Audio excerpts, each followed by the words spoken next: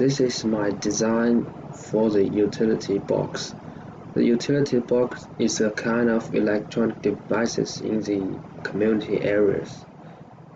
At first, I found the utility box in my community looks very boring without any colors and any designs.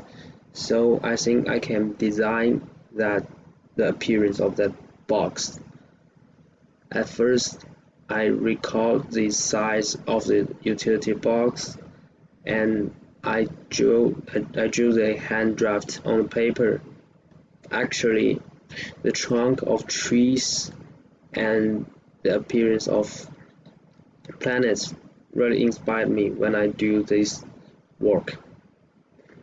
Then I put them on the Adobe Illustrator and the Adobe Photoshop.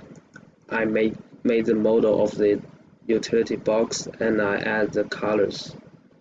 I think the contrasting colors like the contrast of red and blue really can attract people's eyes.